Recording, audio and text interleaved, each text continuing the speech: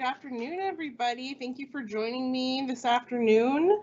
I hope we're going to have a good time. It is the spooky season, and so because of that, we're going to be talking about some spooky topics.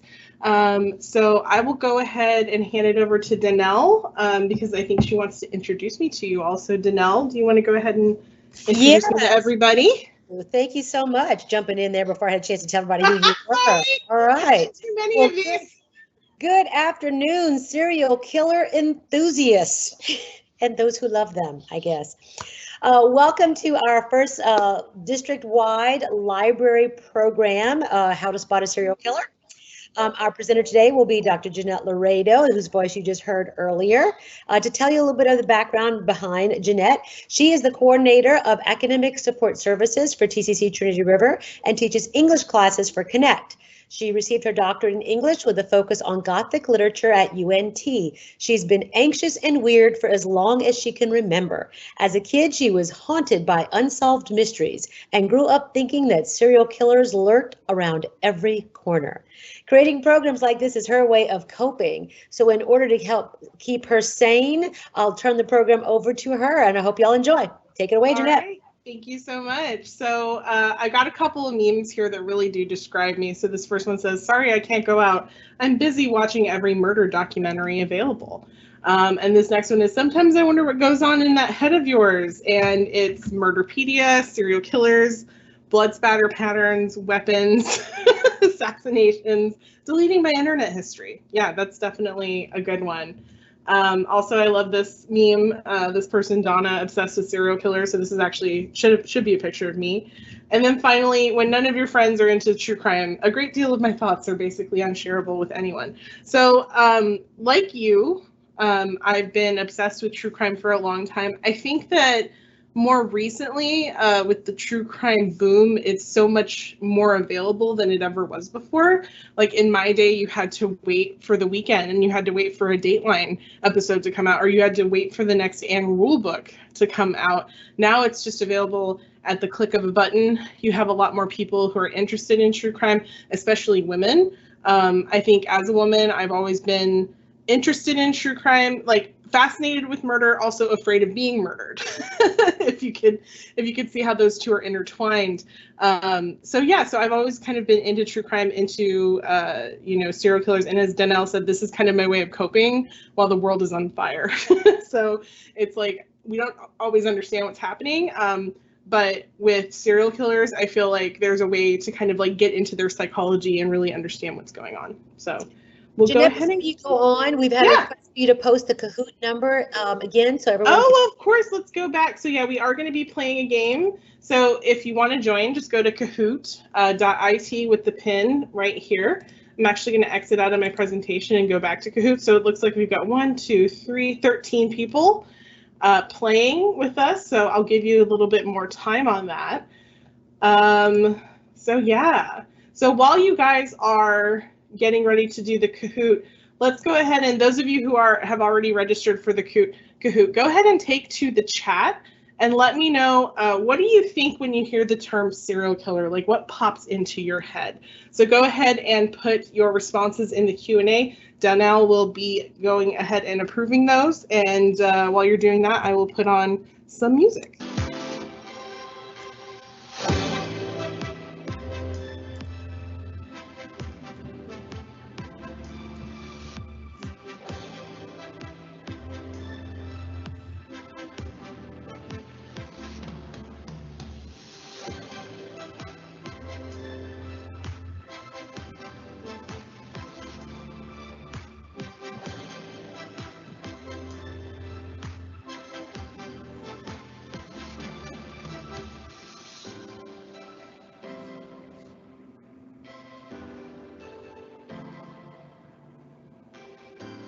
So definitely take to the chat, and while you guys are doing that, I'll make sure to leave the Kahoot information up so that way if people still want to play and get in on the game, they can.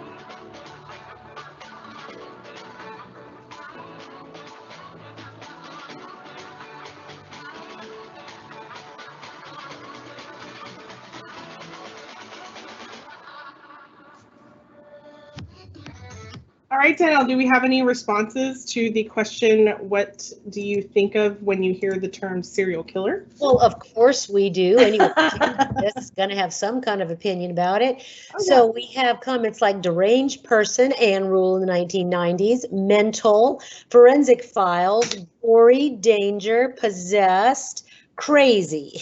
Let's just see. Ted Bundy, creepy. I go to bed watching the ID channel. Okay. Oh, God. Ted Bundy, pathological and not as clever as we give them credit for. Oh, I don't know. Are they as clever as we think We'll they are? talk about that in a bit. Yeah. So yeah, I hear a lot of things that are touching on the psychology of serial killers. I hear a lot of famous serial killers that are kind of standing out. So I'm going to go over kind of the stereotype that's associated with the serial killer, because I'm all about establishing stereotypes and then breaking them down. So the stereotype when it comes to serial killers is that they may exhibit varying degrees of mental illness or psychopathy, and we're going to talk about how that contributes to homicidal behavior later. They were often abused emotionally, physically, or sexually by a family member. Some were, or the idea is that most serial killers were frequently bullied. And actually, let me bring up something I found that's really fun is serial killer bingo.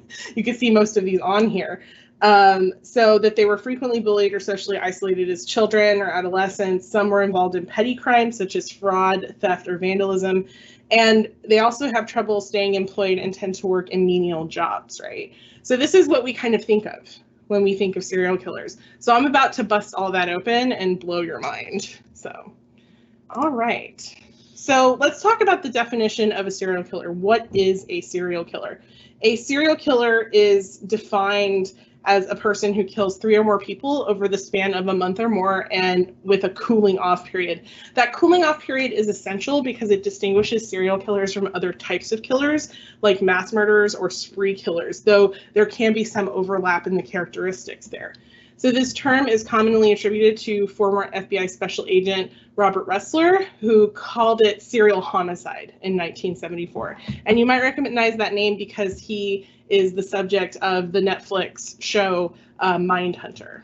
So this is Robert K. Ressler, and he talks about how there's no such thing as the person who at age 35 suddenly changes from being a perfectly normal person and then erupts into murderous behavior. The behaviors that are precursors to murder have been present and developing in that person's life for a very long time since childhood. So this is kind of the basis of kind of behavioral analysis when it comes to serial killers.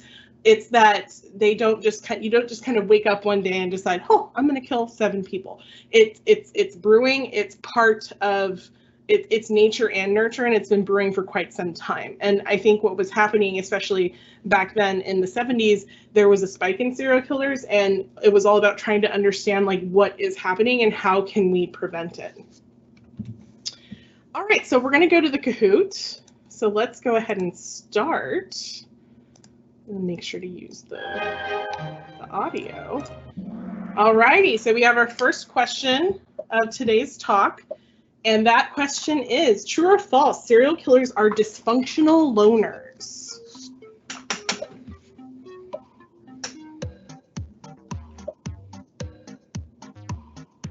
Serial killers are dysfunctional loners. We have 3 answers and you have 7 seconds remaining.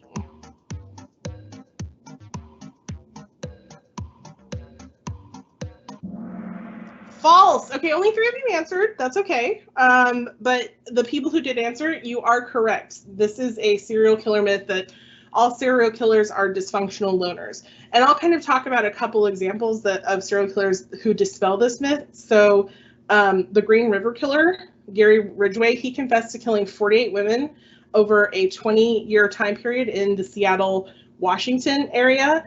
And at the time of his arrest, he was married. He had been married 3 times previously. He was a truck painter and had been employed as such for 32 years. He attended church regularly, read the Bible at home and at work, and talked about religion with his coworkers. Another example is Robert Yates, who killed 17 sex workers in the Spokane, Washington area during the 90s. He was married, with 5 children and lived in a middle-class neighborhood and was a decorated U.S. Army National Guard helicopter pilot. So this is already kind of one of the stereotypes of serial killers that we have that's been debunked. So I'll go back to my presentation. So I love this meme. Every documentary about serial killers, he was alone. He had no friends. He had no lover. He spent all his time alone at home. And it's like, me? What? Especially during COVID. As we're all alone, we might be thinking like, oh, what if that happens? But that is kind of a myth, right? So that's what I'm all about, is like establishing those stereotypes and kind of breaking them down. So there are different types of serial killers. This is just one way to organize them. So there are organized serial killers, disorganized serial killers, and mixed serial killers. So with an organized serial killer, you have someone who methodically plans the crime. They have an above average IQ or intelligence. They will abduct their victim, kill them, and dispose of them in 3 different locations. And they often have a knowledge of police procedure or forensics. And then they have those interpersonal skills that are going to allow them to develop personal and romantic relationships. One example of an organized killer is BTK, Dennis Rader. He killed 10 victims in and around Wichita, Kansas, and he was married with 2 children. He was a Boy Scout leader. He served in the U.S. Air Force and was employed as a local government official. He was actually in code enforcement, if you could believe it. So he would come by if your grass was, 1 inch too high, and he would make sure that you took care of that. And he was president of his church. So that's an example of an organized killer. A disorganized killer is more impulsive. They commit a crime with weapons that are available at the scene. They have below average intelligence. They also leave evidence like blood or fingerprints, and they are isolated, unemployed, and a loner. So this is when we talk about the stereotype of a serial killer as an isolated loner. I want you to realize that's only one type of serial killer. And an example of this disorganized killer is the Vampire of Sacramento. This was Richard Trenton Chase. He had paranoid schizophrenia, and he was convinced that somebody had stolen his pulmonary artery, and as a result, he needed to consume blood in order to kind of like restore himself. And he left handprints at the scene of the crime, shoe prints, and he would only go to homes where the door was unlocked. So that's a bit creepy. But that is an example of a disorganized killer using weapons that are at the scene and leaving, a plethora of evidence. And you also have mixed, right? So this can be a mix of disorganized and organized. And what can happen is a killer can undergo a psychological transformation. So they can actually get better at killing, and so they can move from a disorganized to an organized killer. Or if their mental state starts to deteriorate, they can go from an organized to a disorganized. So this is just one way that we can kind of categorize serial killers in order to understand them a little bit better. Okay, so our next question on the Kahoot is, serial killers are only motivated by sex, true or false? Oh, let's look at the scoreboard before we continue. Okay, Spec is in the lead, and let's go on to our question. So true or false, serial killers are only motivated by sex.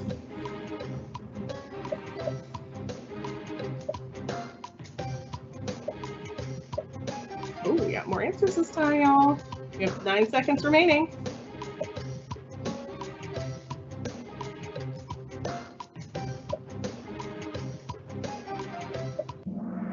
All right, false. You guys are really on it today, or I could say you're killing it. All right, so serial killers are only motivated by sex. This is untrue. This is another kind of false stereotype of serial killers. So a couple of examples of this are John Allen and Lee Boyd Malvo, who were serial snipers together, and they killed primarily for anger and thrill motivations. And then there's Paul Reed, who killed at least 7 people in fast food robberies, and his motivation for murders was to primarily eliminate his witnesses. So sex is not the only motivating factor when it comes to serial killers. There are actually a lot more. So I have them here. So these are the different kind of types or the motives of serial killers. So we have here power and control. So a power and control serial killer is going to be someone who experiences sexual gratification from dominating and humiliating their victim. So an example of that is going to be Ted Bundy, who kidnapped and stalked his victims. And weirdly, he worked a suicide hotline with Anne Rule, if you didn't know that already. It's a great book called Stranger Beside Me that she talks about it in. You also have a visionary serial killer, which is they can be psychotic mostly, and they are compelled by voices or visions that tell them to kill. An example of that is Son of Sam, David Berkowitz. So he claimed that a demon had possessed his neighbor's dog, and the voice of the dog told him to murder 6 people and injure 10 before he was caught. You also have a mission killer, not psychotic, this is important, but they feel a need or duty to rid the world of certain types of people, and that's usually going to be sex workers or people of color. So an example of that is Joseph Paul Franklin, who was a racist, and he attacked and killed several interracial couples during the 1970s and 80s. And he's also responsible for shooting Larry Flynn and causing him to be in a wheelchair because Hustler had featured a spread with an interracial couple. The next type or motive of serial killer is hedonistic. So hedonistic killers receive pleasure from acts of violence, and there are kind of 3 subtypes, which is lust, thrill, and comfort. And so they enjoy sex, pain, torture, and material gain, respectively. And a good example of this is Jeffrey Dahmer, who killed 17 boys and men from 1978 to 1991. So that's an example of a hedonistic killer. All right, so let's go on into our next question. What type of killer was BTK based on his motivation? So let's go next and look at the leaderboard. Ooh, DIY Diva, I have an idea of who that is, is pulling into the lead above Spec. So let's go to the next question. So what type of killer was BTK? Power and control? Laredo, mission? we are being reminded in the Q&A that there's a little time lag between our presentation and Kahoot. And the so question? We're going to give everybody a few more seconds to kind of answer. Hopefully they'll be able to catch up. That is okay. And yes, I am the DIY Diva. All right, so whenever I put on the Kahoot, we need to allow for a little bit of a lag and wait until everybody's with us and then go? I'm not sure how we're going to cover that. Okay, we'll try it next time. Okay. But you guys are correct. He is a power and control killer. That was his primary motivation, was to dominate and humiliate his victims.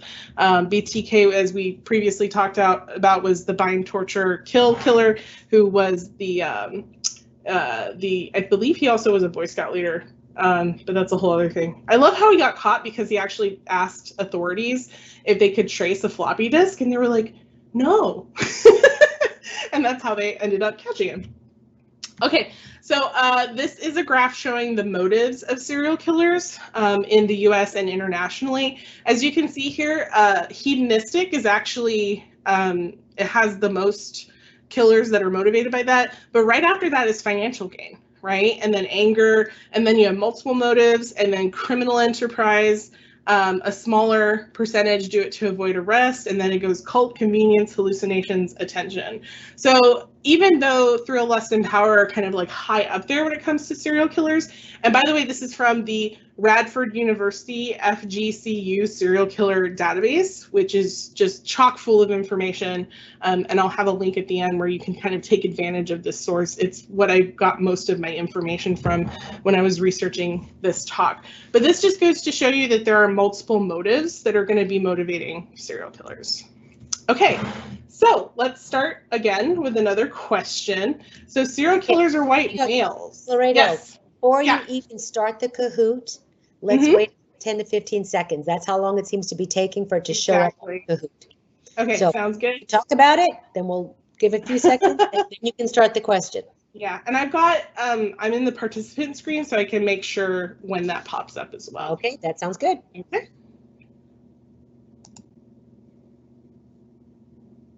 All right, so let's go to the Kahoot. Oh, goodness. All right. So we're going to take a look at the scoreboard, and it looks like Spec has pulled ahead. And I'm going to wait until everybody has caught up or the presentation has caught up.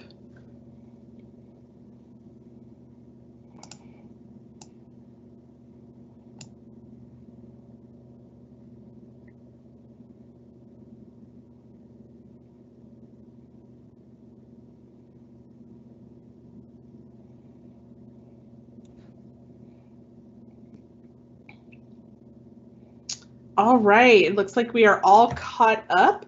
So what I'm going to do now is hit next, and we've got the next question coming up. So question 4 out of 8, serial killers are all white males. True or false?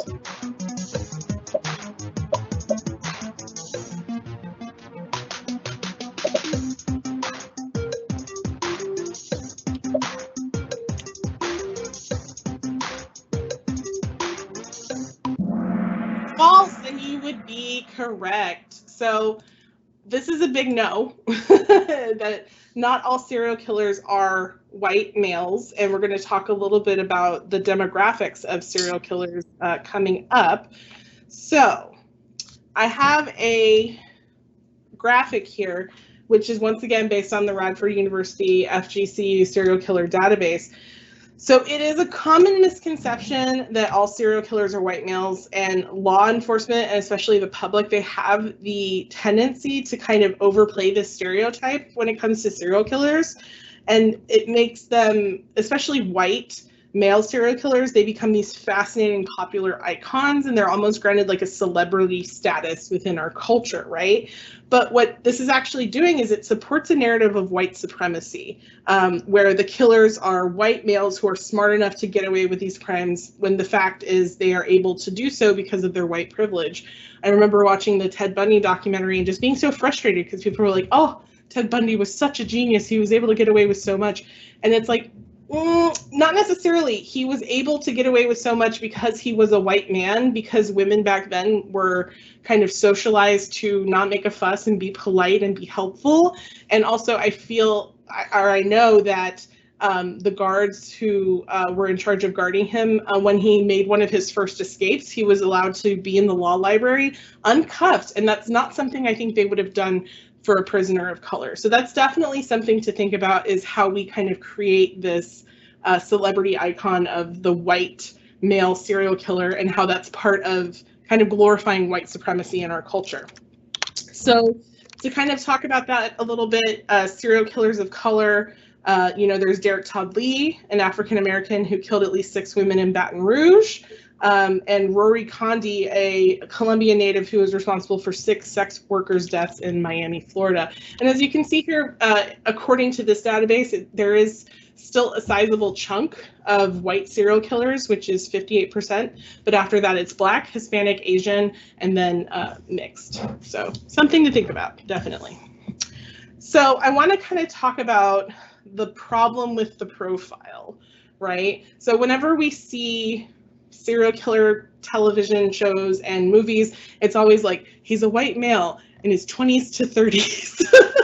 And that's always what they say, but that's not always necessarily true. So if we go by demographic, we can see, okay, the serial killer demographics by decade from 1990 to 2016, 93% and 90% are male, and you add white, that's still quite a large chunk, right? 52% for all decades.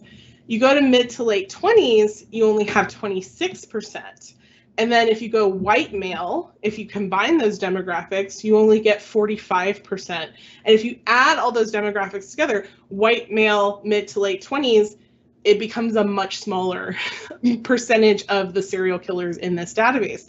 So that's something to think about, especially, in how we glorify serial killers, and also with law enforcement, because there are some, law enforcement officers who might overlook, or they might be affected by the kind of cultural stereotype of serial killers, and might overlook somebody thinking like that's not possible. And that will come into play when we talk about serial killers and gender coming up real quick.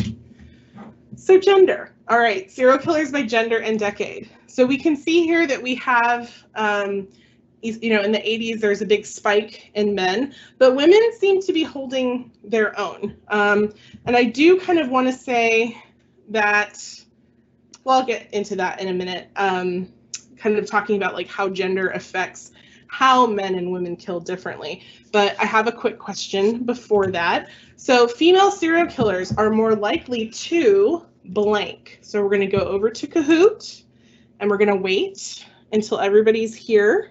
Let me go back into the event as a participant and make sure everybody's caught up. Yeah, we're still getting messages of a lag, so let's. Oh yeah, definitely. Microsoft Live is like that.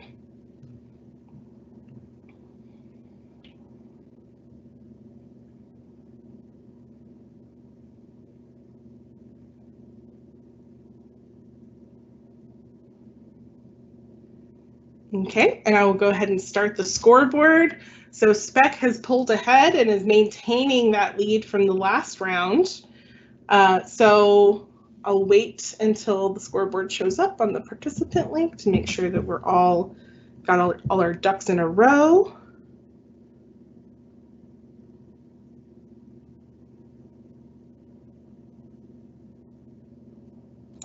One of our visitors is saying that it might be best if you mention what the options are in the question so they're ready. Oh, sorry about that. So actually, let me, do I have that open somewhere? Let me go into my Kahoot really quick on my other screen. That's a really good idea. Thank you to whoever recommended that. So,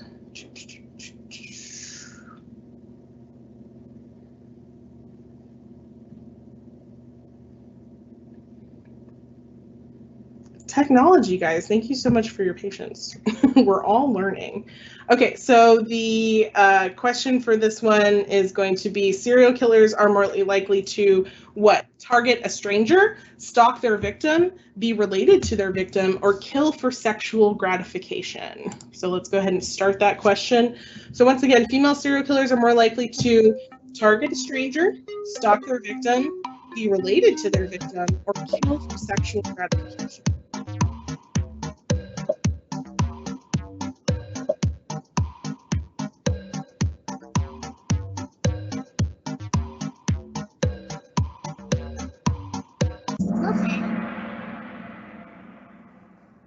All right, so we have an answer here, and that is be related to the victim. So female serial killers are more likely to be related to their victim. So I'm going to go back and kind of talk about how gender affects the way men and women kill. So when it comes to gender, it matters and it doesn't. So there's not an intrinsic way that men kill versus women. It's all about how men and women are socialized.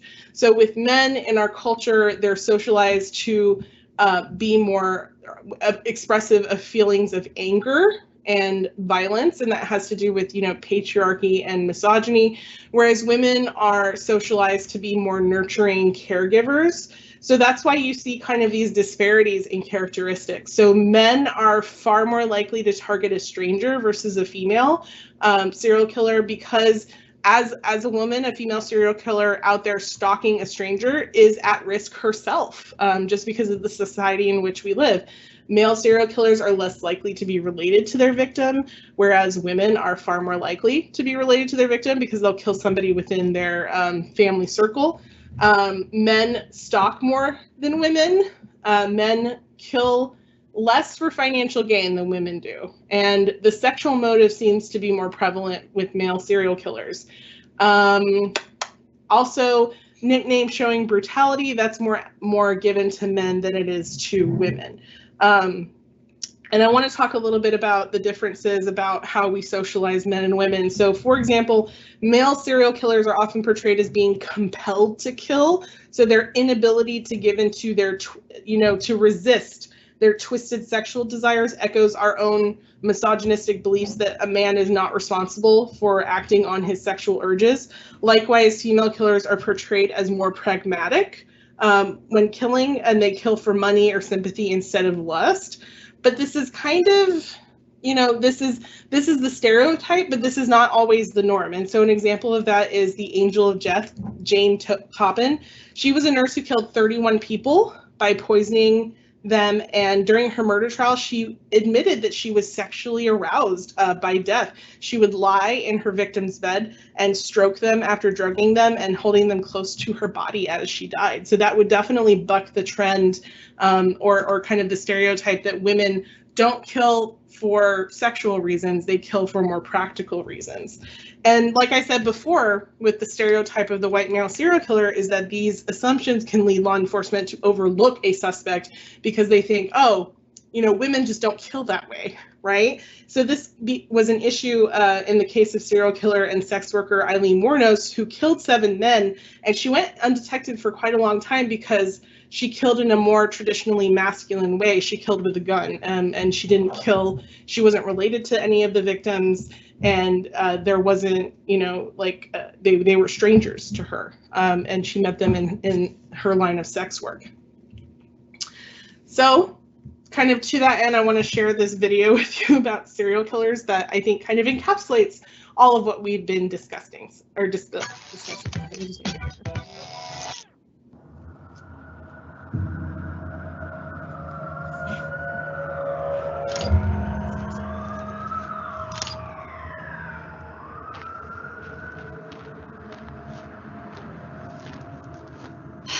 What do you got for me, Davies? Triple homicide. The victim's wounds perfectly match what we saw last month in Columbus. We got a serial killer on our hands. Whoever did this is one sick fuck who wanted to see his victims tortured. When we find this asshole, I'm gonna make sure he pays. She pays. What are you saying, Davies? She pays, Detective. We have strong evidence to suggest the killer is a woman. Really? Surveillance footage clearly shows a female figure. Shit. Yeah. Now, we have a lot of work to do. Do you think maybe we should head This back? is the goddamn coolest lady in the world. I'm sorry, Detective? I know. It's terrible what she did, but it's just kind of like, damn. You go, girl. What? Serial killing is such a male-dominated field. What a serious blow to that glass ceiling. I don't think that that's what we should be focusing on now. I know. What she did is unforgivable. She must be prosecuted to the full extent of the law. Why are you smiling, Detective? Sorry, it's just I've been waiting my whole career for this. This is very inspiring for little girls everywhere. A serial killer is not a good role model for children. No, of course not. She's a psychopath. She needs to be locked up. Yes, definitely. Can you imagine the movie they're gonna make about her one day? Oh my God, I hope they get Jennifer Lawrence to play me. 15 totally innocent men died. Do you have no sympathy for the victims if they're men? Of course I do. God, I'm not gonna be able to sleep until she's caught. But, just like, come on, totally innocent? Yeah, right. What does that mean? I just mean they're men. You know, how innocent are they? Detective! Never mind. Look, you're right. This is a horrific crime. It's indefensible. Not a single one of those men deserve this. Yes. Now we have work to do. But this is great. What? Not as an act, but for women. I mean, we're really breaking through barriers right now. Detective! I'm a disturbed person. We need to find this monster as quickly as possible. But how many female serial killers can you name? Because I can only name like 2. Do I need to remind you that she hung her victims up from the ceiling with their intestines? And that is the most villainous thing I have ever heard in my entire life. But wow. I mean, can you imagine the upper body strength she has to lift up these men? We have a job to do. You are enjoying this way too much. Look, I fully grasp how appalling she is, but damn it, Davies. I'd be lying if I said I didn't dream of a world where both men and women were constantly afraid, and not just women. Detective, we have her on the line. You better talk to us. Wait, a woman lead detective? Yeah. I'm so glad you noticed. You go, girl.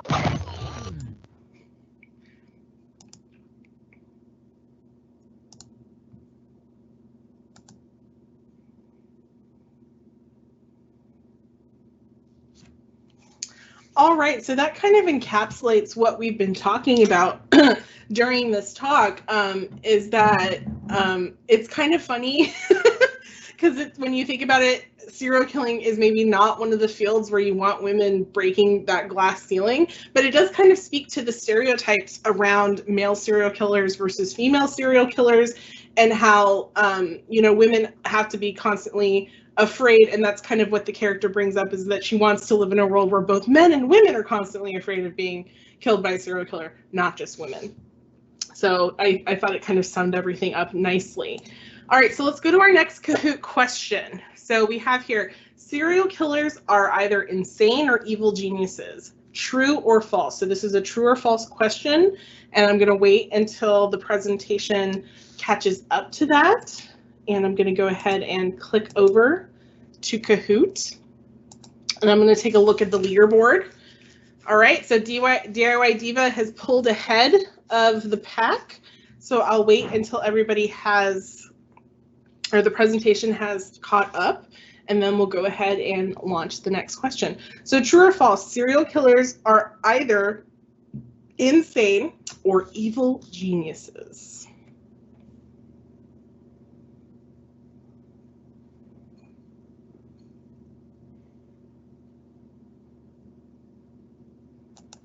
All right, it's your turn. So serial killers are either insane or evil geniuses, true or false?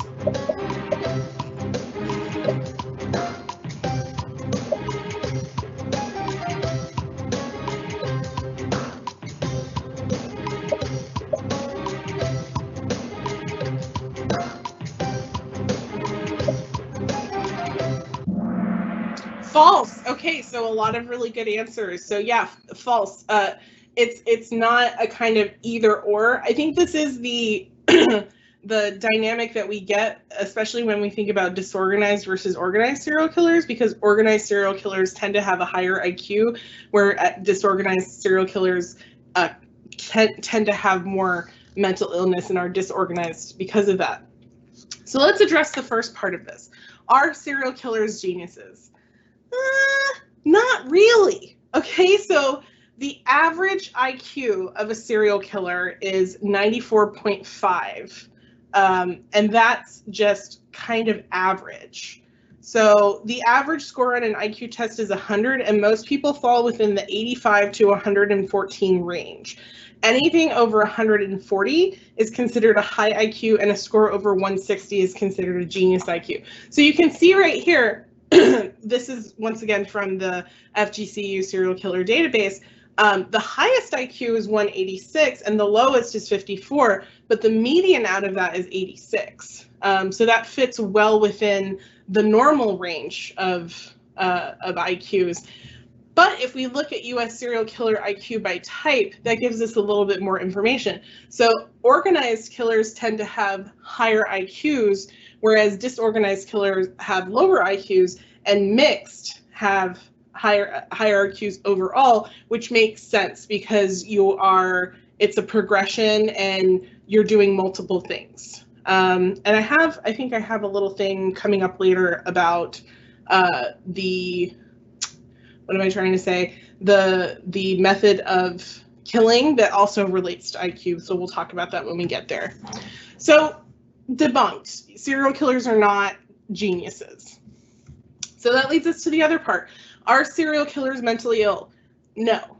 Mentally ill people are more likely to be the victims of violence than they are to be the perpetrators.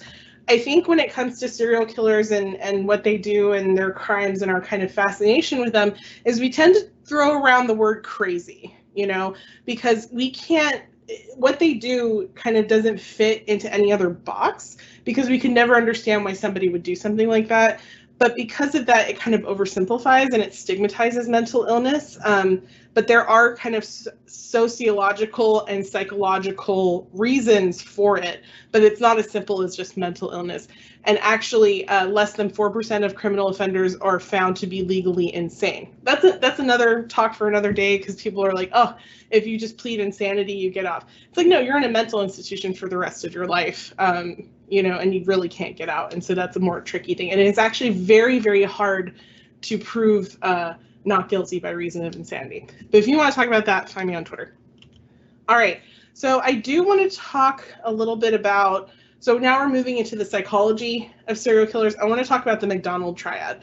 So many of you have probably heard of this. So this is a triad that was introduced that has 3 factors where basically if these 3 factors are present together, that it can predict homicidal behavior. So that's enuresis, which is bedwetting, animal cruelty, and fire setting. So this is used as kind of the standard for determining precursors for homicidal behavior. But the funny thing is although this has been a widely taught and influential model, a lot of the studies that they've done on this, it doesn't hold up, right? So this is another thing that I'm kind of bringing up, is that this is what we would think of when we would think of a serial killer, but even this is not kind of reliable because the studies just don't bear it out. So I want to talk a little bit about psychopathy versus sociopathy. So psychopathy comes from the German word, oh no, I'm not going to say that. It was conceived by this German psychiatrist, and it was first used in a criminal context during a murder trial where the defendant was found not guilty because of psychopathy.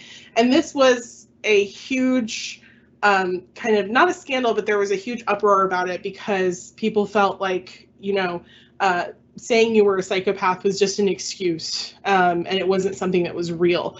And so British and American newspapers were outraged and felt that psychopaths should be immediately hanged. Do not pass go. So this is a bit more about psychopathy. So in the early 20th century, they came up with the term constitutional psychopathic inferiority, which is used to describe a wide range of antisocial and dysfunctional behavior. And the word constitutional suggested that the issue was inherent to the genetics of the person as opposed to their kind of sociological upbringing. So psychopathy versus sociopathy, they were kind of used interchangeably for a time in the 1930s, but you know, professionals preferred sociopathy because it evoked this notion that antisocial behaviors were the product of an environment, whereas psychopathy evoked a deeper genetic or developmental cause. Now they're kind of the same. Like I said, well, one is genetic and one is more kind of social, so like nature as opposed to nurture. But both of these in the DSM-V are covered under the diagnostic label of antisocial personality disorder. So a psychopath has lack of guilt, remorse, lack of empathy, lack of deep emotional attachments, narcissism, superficial charm, dishonesty, and manipulativeness, whereas a sociopath has repeated run-ins with the law, pervasive lying and deception, physical aggressiveness, reckless disregard for the safety of self and others, and then consistent irresponsibility in work and family environments and lack of remorse. And I think it's interesting how, once again, it creates like a polar dynamic, just like we were talking about before with the evil genius versus the mentally ill serial killer, and it's kind of just not that black and white. So that leads me to my next Kahoot question, which is, which of the following killers is a psychopath? Based on what we just talked about. So which of the following killers is a psychopath? David Berkowitz, Joseph Paul Franklin, Richard Chase, or Ted Bundy? And I'm going to go ahead and go to Kahoot.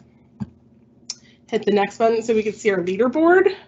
Oh, dare we do it, is dominating.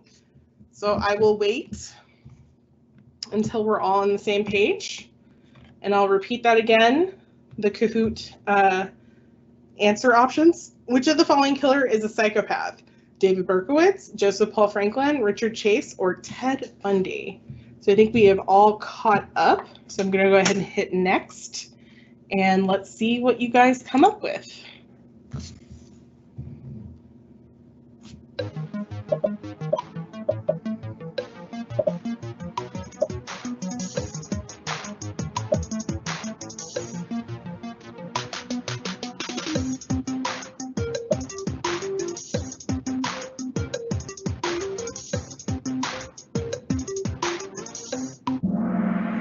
You guys are really just hitting the nail on the head today. So yes, Ted Bundy would be considered a sociopath.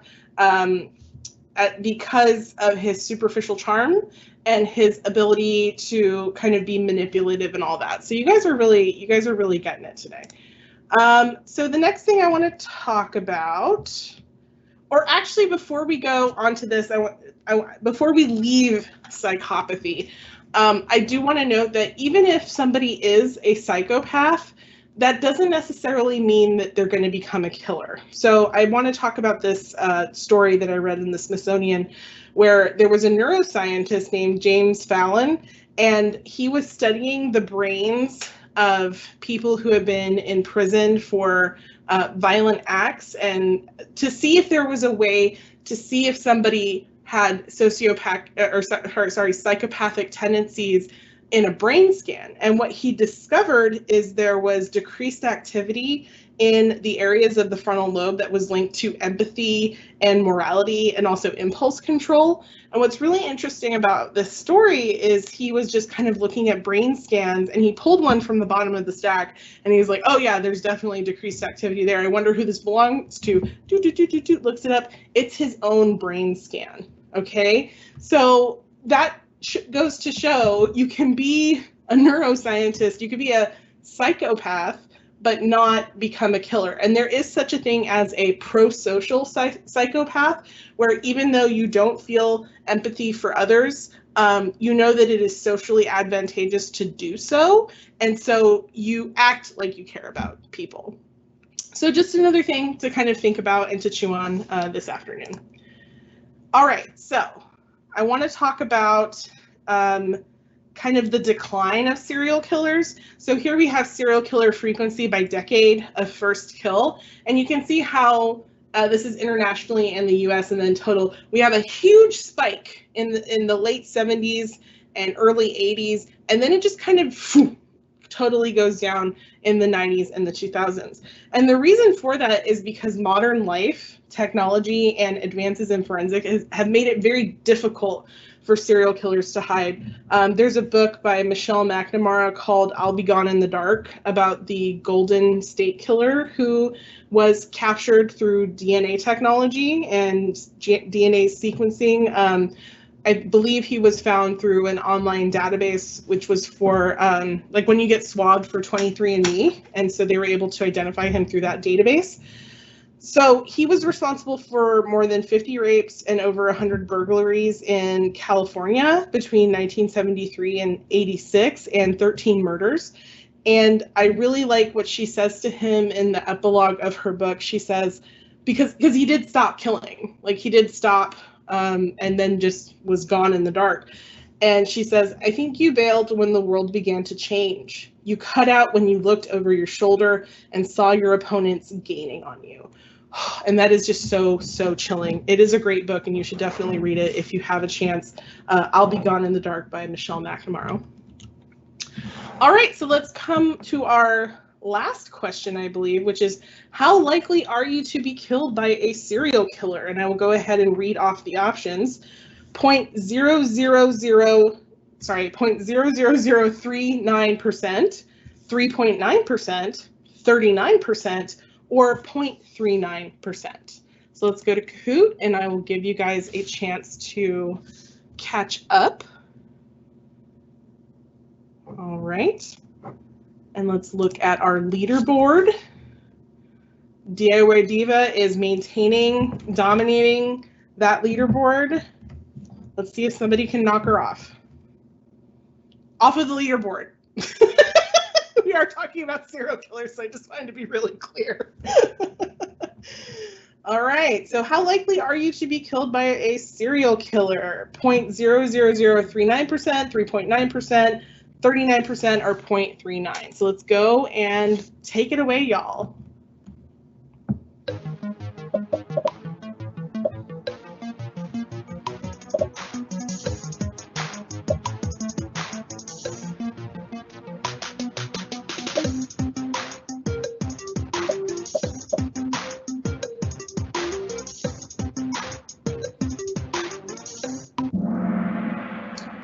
Whoa, you guys definitely got it. That is correct. So that is how small a percentage you have of being killed by a serial killer. I know the common saying is what, you'll come across a serial killer 35 times in your life, but this,